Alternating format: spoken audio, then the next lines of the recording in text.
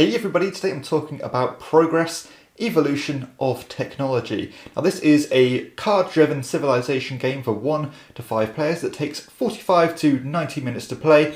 This one is designed by Andrei Novak and Agnieszka Kapera and published by NSKN Games, which is the modern day board and dice. Before I get into my thoughts and how to play Progress, I just want to give a shout out to keyender.co.uk who sponsored the show and are my go-to online retailer in the UK, so be sure to check them out. Okay, so let's have a look what the setup looks like for a game of Progress. So you're going to have this board here, which is going to be a kind of a way to score points at the end when you climb up these tracks, as you get with a lot of Euro-style games. The higher up you get, the more points you're going to get. So if you're further up this track, you're going to get 10 points, but the person second and third are going to get fewer points respectively, and that applies to all those different tracks here. And I've only set up for one player here, but you don't really need to see the other pieces to get a gist of how the game works. You've got different sets of cards here, relating to different ages. So you've got age 1, age 2, age 3, and an optional age 4 if you choose to play with it. You can stop at age 3 if you want to. And they're going to show all the different technologies on the other side, but we'll have a look at the cards later. You've got these little tokens here which you can collect throughout the game, which can kind of proxy having the kind of engineering or science or culture kind of points you need to collect as the game goes on. And you've got these ones here as well, which are wild, and they're very useful tools to have at your disposal. And each player setup is going to look a bit like this. We have your unique or individual player board here, which relates to you in particular. And you're going to, of course, have a set of cards. Now, I've got some cards here which relate to the first age. So we've got very primitive technologies here, like bridges, wheels, musical instruments, and I'll show how they work with each other. And of course, as I mentioned, you've got your individual player board here, which is going to show your abilities throughout the game. And as the game goes on and you build more and more of these cards, you're going to go up these, going to kind of move these little tokens and markers up here to show that you're getting better at doing things. And that can also get you points the higher you get up these tracks. You can see here when I get to 7 or 8 on this track, then I'm going to start acquiring victory points. So let's take a look at the anatomy of these cards. So let's just use this one here as an example. So this masonry card, this symbol in the top left, shows that this is of the engineering variety. And as I said, there's 3 different types: the engineering, science, and culture. This is going to show the rewards you get as a result of completing this card or making this card. This is going to kind of show different symbols relating to your individual player board here. So if I built this card here, I'd move up on this track. And I'll explain what all these different icons do a little bit later. And of course, this one here correlates to this this track here, which is going to move me up again if I get this card built. But I suppose I should show how these cards get built in the first place. So in the bottom left here, this is going to be a kind of a cost you're going to get, or a currency you're going to get by disposing of that card into the discard pile. So in order to build this card, I either need 3 engineering points, or to have previously built pottery. And that's the 2 different kind of prerequisites that I need.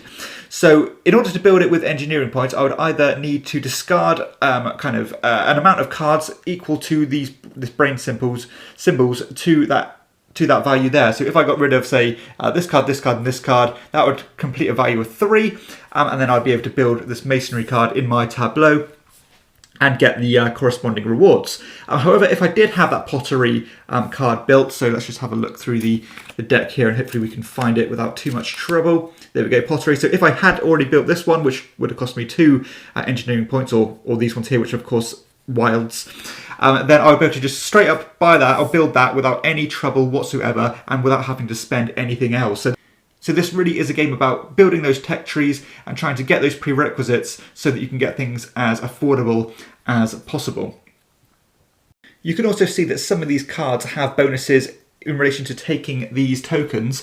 So when you take these tokens, like if I built these musical instruments and I'll take one of these culture tokens, that is going to be basically a token that I can use every single round, and I can exhaust it every single round in order to kind of contribute towards that value. So let's say I really wanted to build something that needed 1 culture. Rather than discarding a card like I would normally have to, I can actually just flip this one over and say that that's paid for my that's paid for the cost, and therefore I do not need to sacrifice anything. And then at the start of each round, when it comes back to you, you'll refresh those to be able to be used again.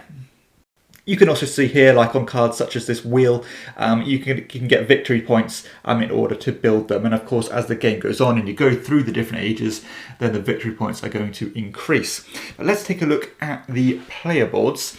So this is one of my favorite parts of the game, and see how you can increase your ability to do things. So this one here shows how many cards you can have in your hand. So you're going to start with a basic value of 5, but you can increase that all the way up to having an 8 card hand. This one here is how many cards you can draw, and you can either draw cards from the kind of face down deck or from the face up deck as more cards get discounted, and you can only ever draw the cards on top. So that's a really useful way to get particular cards that you want. And of course you can increase that all the way up to 6, starting at a basic value of 3. This one here is the Reshuffle Deck. So if there's a particular card you want that's been buried and discarded by other players, you can use this ability in order to reshuffle the deck back into the main deck and then draw that many cards off the top. And kind of the more you get this up here, you can end up shuffling all the different ages to give you more control. This one here is like a quick draw ability. So this one means that you can start with the basic ability of drawing 1 card and not having to discard any. But as the game goes on and as you increase this track, you can draw 5 and only have to discard 1. So again, lots of control to get the cards you particularly want to get those prerequisites. This one here is a really strong one because this actually shows how many actions you get in each of your rounds. So you start with a basic value of 2, you can actually go up to 5 actions per turn, which is of course a massive, significant difference. This one here is how many cards you can develop at any time, and this one here is how many cards, how many cubes go on those cards when you develop them. So let's talk about how the develop action works. So let's say I really wanted to make this bridge card, but I didn't have the masonry, or I didn't have enough kind of engineering points in order to build it. Then I could do something called a research action, and I did call it a develop action. That is the incorrect terminology. It is called a research action. And when you do that, you are going to take a number of these black cubes here, and you're going to place them onto the card, and the number of cubes you put on there is going to correspond to this track here. So again, you're going to start with a basic value of 4, you can get that down to a 2. So let's just say I had a 3 here. I put 3 cubes on it, and all that means is this is basically like a timer. That means that in each of my following turns, I'm going to remove one of these cubes, and then eventually all the cubes are going to be removed, and meaning that that card is going to be built automatically once that kind of time has elapsed. So this is a really good way of getting around those hard prerequisites and more difficult cards to build, but you have to bear in mind that it is going to cost time in order to do so, and you can only have a number of cards being researched that's equal to this track here. So you can only start by researching 1, so you can't really just spam that action. But having the ability to develop or research 4 different cards at the same time is particularly strong, especially when you get high up on this track, making it more and more efficient.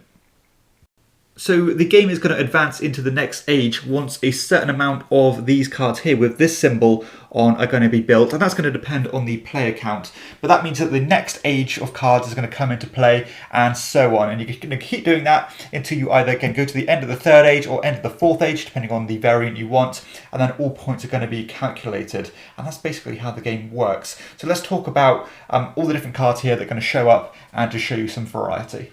Okay, so let's show you some of the different technology cards that are going to show up. So you've already seen some of the age ones here, your real basics of the basics, but then you're going to go on to age 2, where you can get things such as coal mines and printing presses, windmills. And I love how intuitive these things are. In order to build the windmill, yes, you can go the straight up science and kind of engineering route, or you can have the prerequisites which are logical. You need the wheel and you need irrigation, and if you have both of those cards, then you can build it straight up for free. But if you have one or the other, then you only need to pay that corresponding amount that's remaining. So I really do like the way that works. To get a compass, you need to have cartography. To have a university, you need to have libraries and Renaissance arts. So it's all very intuitive and very logical. And when you start going into age 3, you start getting like education and modern arts. Refrigeration, which will need electricity, which will need windmills and thermodynamics, and then even into the age 4 cards where you can get things such as mass media, and you can do that if you've built the telephone and television. Antibiotics, which give you, if you had refrigeration or biology, then you can build that for free. And even automobiles, where you have assembly lines and combustion, you can build that card for free. So I love the progress here and the kind of logical flow, and the game does come with these very useful technology trees, which shows all the prerequisites you need in order to build things.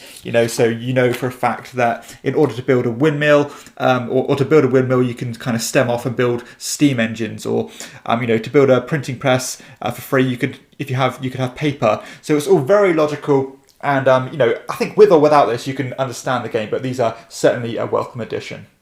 Okay, so let's talk some final thoughts on progress, evolution of technology. So first off, civilization games have always been a weird one for me. I've wanted to find the game for me, but I've struggled to do so because a lot of them are so full on, they're so involved, they take hours and hours and hours and have a massive rules overhead that they've kind of been a bit of an obstacle for me to get into.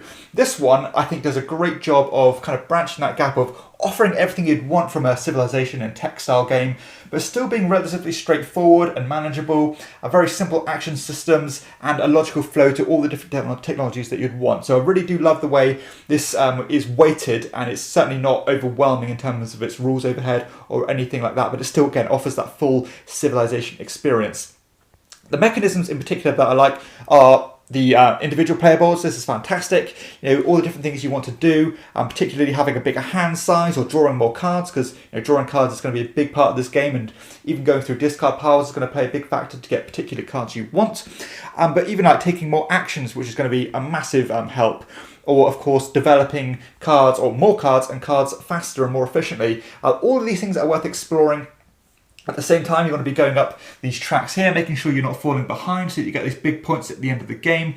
And of course, always building those tech trees to make sure that you'll have the right cards to build future cards a lot more cheaper and a lot more efficiently. So I really love that. I love that research action. I think that's fantastic. When you want to build a particular card, you just shove a couple of cubes on it, and it's basically a countdown mechanism that really helps you get past that idea of kind of milling through the decks trying to get particular cards. Is a nice way to overcome that, and it keeps the game ticking along very smoothly. And I think without that, this game would suffer quite a bit, and I think that's a real good decision to put that into the game, and I actually think that's a wonderful mechanism.